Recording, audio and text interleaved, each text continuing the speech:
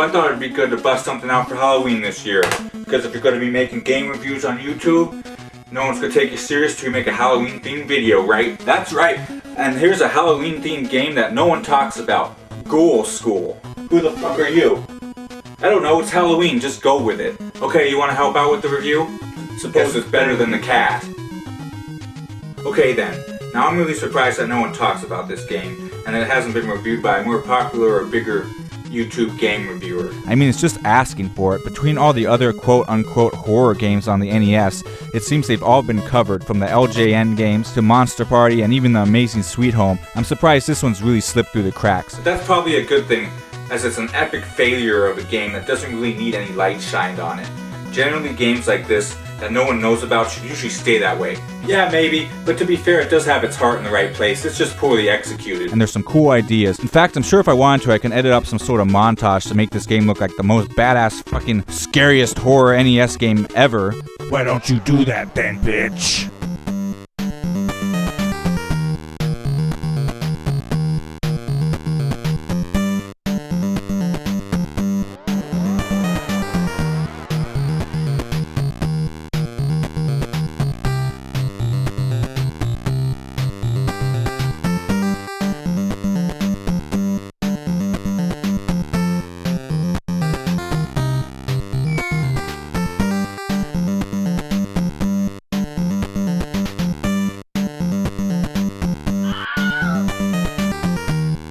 So unfortunately, that's not the case. So what's up with this game? It seems pretty cool. Well, actually, that's because it takes place at Ghoul School High.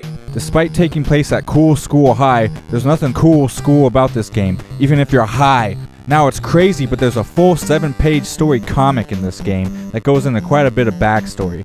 Fuck a backstory, it's a Nintendo game. I use my imagination. And if the game wants to provide us with backstory, why not put it in the game or provide us with some exposition between levels? God forbid I use my imagination. Still gonna use my imagination.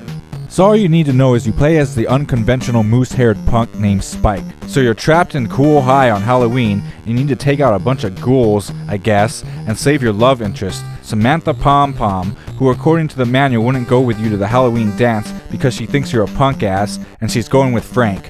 So this game is a Zelda Metroid Explorer Maze adventure game that I think wanted to have suspenseful horror game elements like a Maniac Mansion or similar adventure game. The problem with this is the maze is super confusing and there's no map. Imagine Zelda 2 but with stairs linking all the levels in the entire game and no overworld. So if anything needed to be in the manual, it would be a map.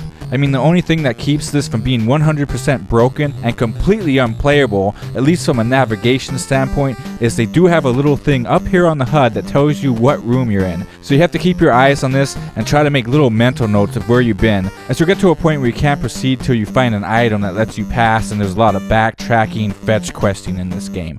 The problem with the numbers though is they don't make any sense, or seem to go in any numerical order. Room 7, for example, goes to room 59, and room 9 goes to 77. It's all over the place. The room right next to each other in places like the hallways seem to be a little closer, but still, what's with all this jumping around? So I played this fucker before, and I swear I went left to right, up and down to every fucking room and found nothing. After the fact, I've always turned the damn game off, and this has haunted me ever since. So I must have missed something, right? So you look around aimlessly in classrooms and lockers while you explore this school. I like that you can go into these lockers, but what's the point? Now through experience, I've come to find out there is no point to these lockers or classrooms. As far as lockers, there's never any part in the game where they are useful. So why are they here? Just for show? I mean, why have a mechanic like this and never utilize it in any sort of meaningful way? You'd think it would be cool if maybe a boss monster would chase you down and your only escape could be to hide in a locker or something, but no. You can pretend to do this and it kind of works if you use your imagination, making this something more scary and epic than it really is, but it's pointless. You can tell you're in these classrooms because, I don't know, it's kind of obvious, and the music changes. So what's up with these classrooms? I keep going into them, and they are just dead ends with apples or TVs. Well, a better question is, where the fuck are the health items? Enemies only give you points, and God forbid they put some health or something useful in these lockers. The only thing in any of these classrooms are apples. And these monsters that kick my fucking ass. And these are how you refill your life. The green apple gives you 2 pieces of life, and if you beat the shit out of that TV, a red apple comes out and that gives you full life. Yeah, makes a lot of sense. The main problem with this setup is that there's always enemies in these classrooms, and more often than not, you leave the classroom with less health than you originally had when you went into them in the first place. So until you get the better weapons, there's no point in going into these rooms, and if you have full health or close to it, you should just avoid these, as the bat you start off with is obviously a wiffle ball bat, and it's the weakest weapon in the game. Seriously, that's weird, man. It's not that weird, you just gotta get your weapon upgrades so it, makes the rooms a little easier. No, it's weird that apples come out of the fucking TV. So the game quickly becomes a where do I go, what do I do kind of game, and I can't picture anyone busting out a pencil to take notes of where you've been or to draw a custom map or anything, so unless you get lucky, you're gonna need to go get a walkthrough, if only to help you out when you're absolutely stuck. Now it's awesome to make progress in this game, as finding new rooms that aren't the same old hallways and classrooms is a great change of scenery, and many of these are actually damn well done with lots of cool detail, and there's often special unique ghouls in each of them based on a theme from their respective environment. It's a nice touch. So you get to the locker room and beat a new ghoul who looks kinda like Frankenstein's monster, and if you look close on that school bell you can grab a towel, which is the next weapon in the game. It's a nice upgrade to the bat. So after passing a possessed shower, then you get into the gym where there's a group of possessed basketballs, some of which are a pain in the butt to pass, and there's even dead bodies. In the weight room you get the spring shoes, but you have to look out for these though, as many items blend into the environment and can easily be overlooked. And damn, they are worth a lot of points. Not really, but every time you score big or find an item in this game, they make sure to let you know this by making it seem like you won the fucking jackpot.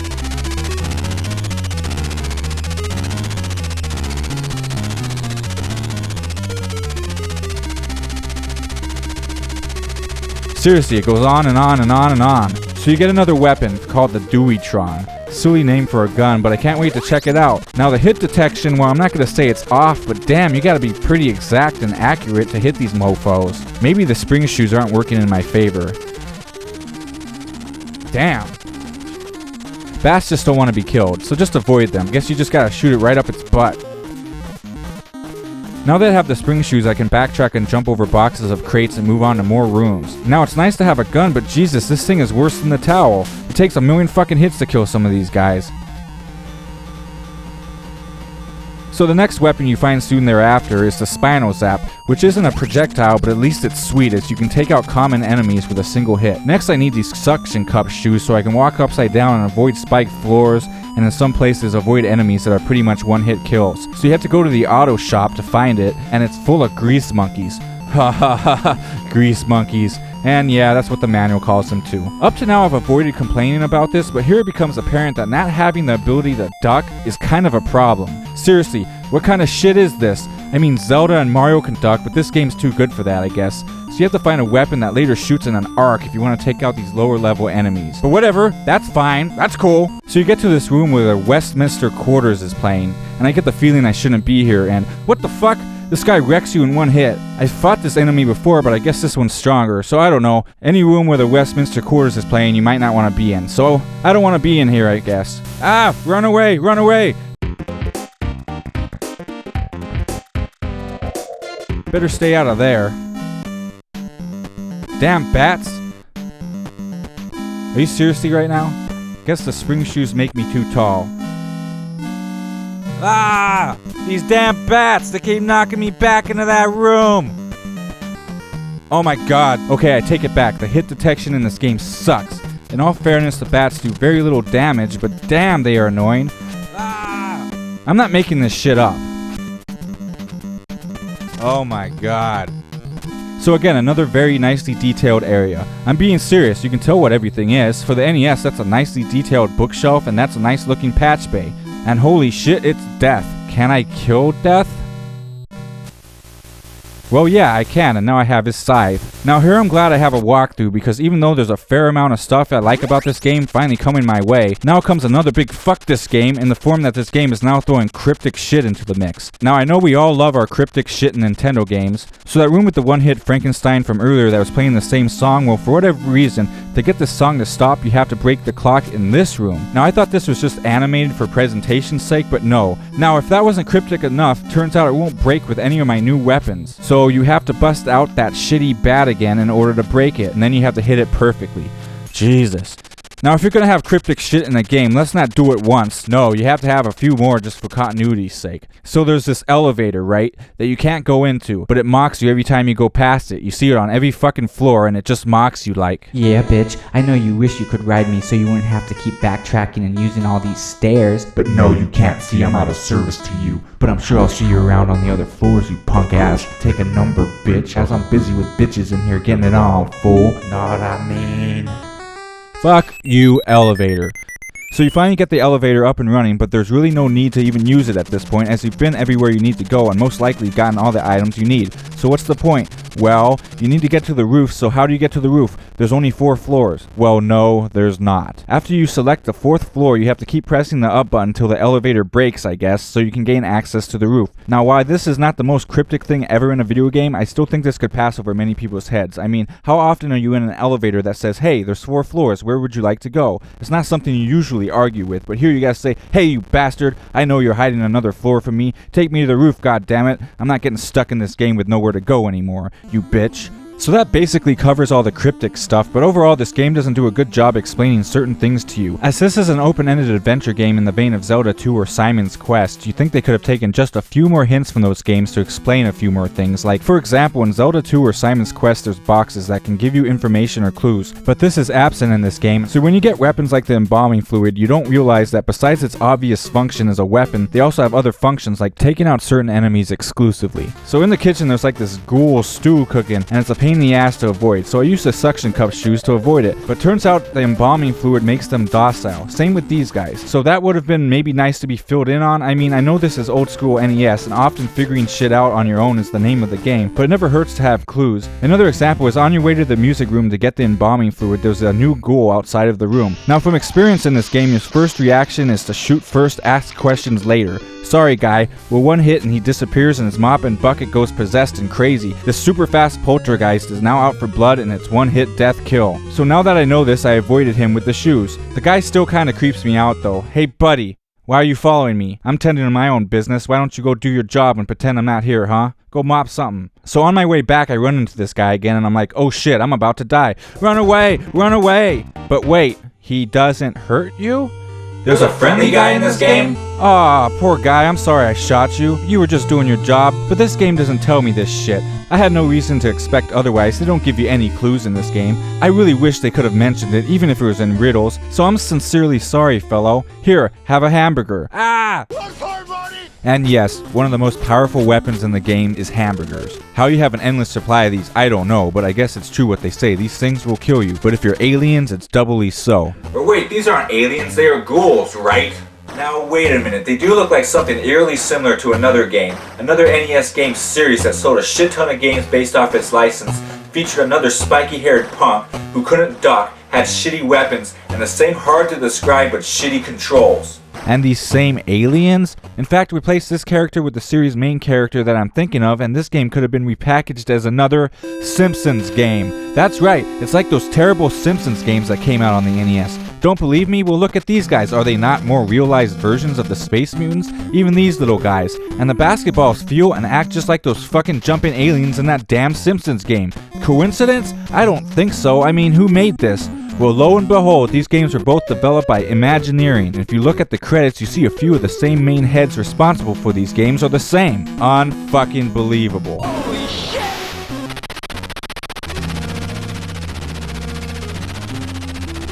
Well, now it all makes sense, doesn't it? And if you look at other games by this company, you get a much better picture of what we're dealing with here. But to be fair, while this game is no Metroid or Maniac Mansion, this game is not as bad as many of the other piles of shit they produced, and it's definitely nowhere as bad as Bart vs. the Space Mutants, so it has that still going for it. But damn it, man, what the fuck? We can't stop here. This is bad country. Eat my shorts.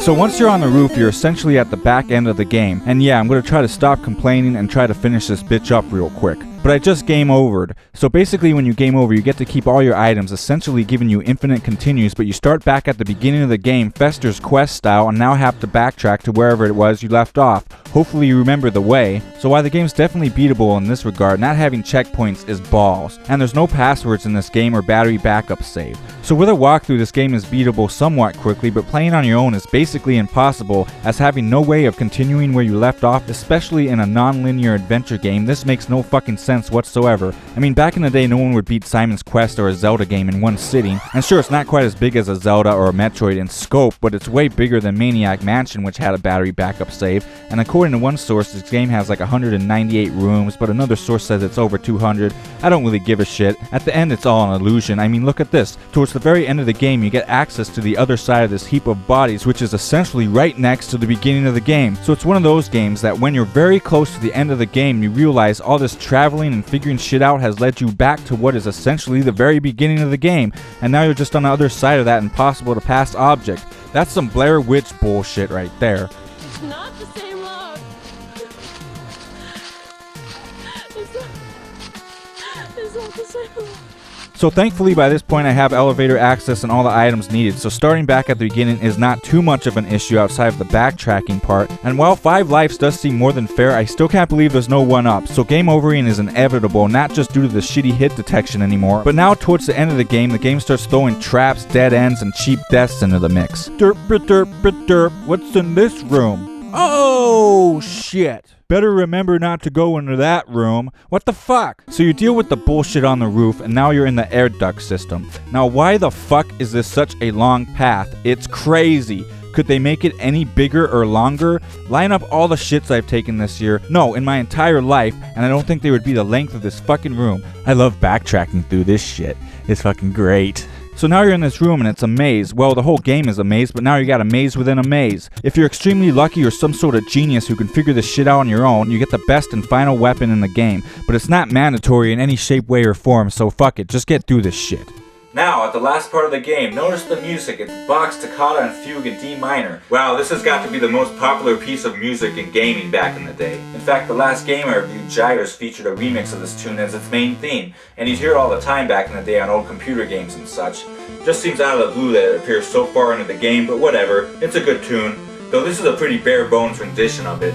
Maybe that was Bach back in the music room and not Ludwig van, but I digress. So you continue to deal with the typical where do I go bullshit until you figure it out. I like how they start putting in cobra snakes and actual aliens in all of a sudden, out of the fucking blue, further proving they didn't really give a shit. So you get another special apple that makes enemies deal you half damage, so Spike's pretty powered up and ready to fight the last boss. So before the last boss, there's a heart outside the room, who the manual refers to as Admiral Aorta, who is guardian of the Ghoul Master and more than pumped up to see Spike fail. And he's worth 1,000. I don't give a fuck about points. Only one weapon can take it out, of course, but it's not a tough fight. So here's the last boss, King Cornea. Pretty badass looking mofo. So wail on him with whichever weapon you want. It's basically personal preference at this point, as everything from the towel to the fucking hamburgers will mess him up. And there's the famous Samantha Pom Pom, who doesn't really look like I expected. I like how when you're fucking up the ghoul, she's all like, yeah! But when he's fucking you up, she's like, oh, So yeah, you beat the commander ghoul and free Pom Pom, and you get a cutscene that may possibly induce a seizure.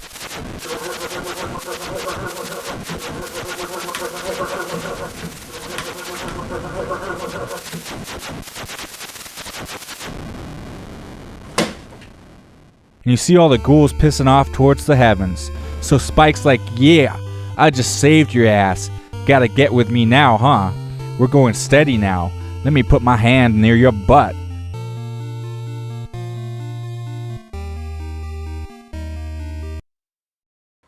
Ha! Denied.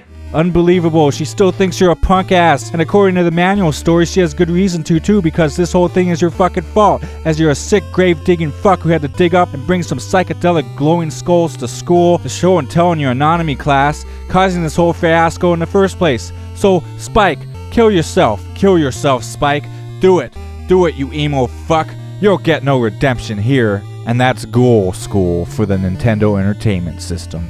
In conclusion, Ghoul School is a pretty obscure and overlooked game, and it isn't the worst game I've ever played on the NES. As flawed as it is, I do feel it could have been a lot worse, but there are way too many problems with it that keep it from being any sort of gem. As far as a Halloween game, it is about as Halloween as you can get, as the manual comic makes sure you know this, with a story that specifically starts on Wednesday the 29th of October 1991, leading up to Halloween night where the game takes place. But most people don't own the manual, so the story really gets lost in translation as there's no cutscenes or anything in the game. Other than the fact it's based around what is many people's favorite holiday, I'm not sure I can recommend this one for your collection, even if it's rare or whatever. Again, the best thing going for this game I feel is it does an alright job on its presentation and atmosphere. I personally like the graphics, and the music, besides one shoot yourself in the head tune, is pretty good and memorable overall.